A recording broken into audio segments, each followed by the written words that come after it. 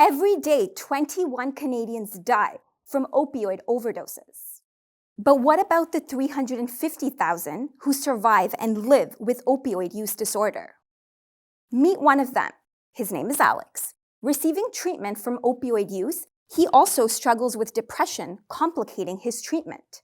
As he comes off opioids, the issues that led to his use remain unaddressed. What's worse, he has heart disease. People with opioid dependence have a higher risk of heart disease and heart attacks compared to the general population. And Alex isn't alone. Opioid dependence affects the entire body, with many people experiencing 2 or more chronic diseases, which is known as multimorbidity. Yet, the opioid crisis is treated as an overdose problem only, ignoring the long-term health impacts. Which brings me to the bigger issue. Despite Canada being at the center of a worsening opioid crisis, few studies examine its long-term health impacts. Without this data, we can't design care that works. This isn't just a medical challenge. It's a health system failure. Multimorbidity leads to greater complications, higher costs, and places a system under strain. So how do we fix this? That's where my research comes in.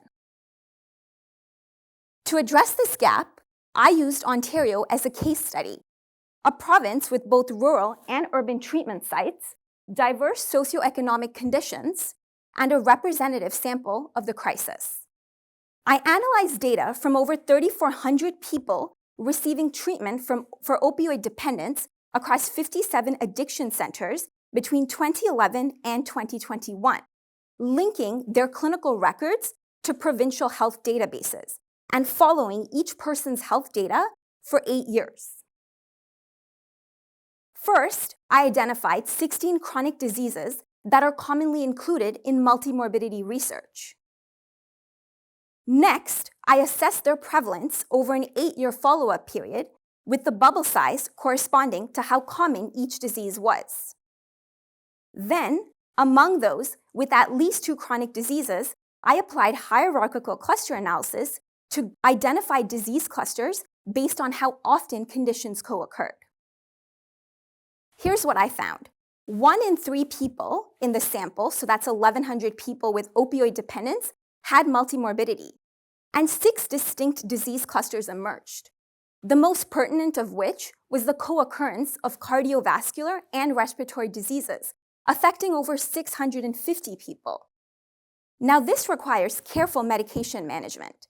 For example, imagine that a patient with opioid dependence additionally presents with heart failure and COPD. Well, the ACE inhibitors for heart failure can interact with opioids, causing dangerously low blood pressure and breathing issues. Opioids further suppress breathing, which complicates COPD treatment. Now imagine this patient navigates a health system where specialists don't coordinate care. The risks are enormous. That's why we need an integrated approach with primary care, cardiology, and addiction specialists working together to provide safer, more effective treatment.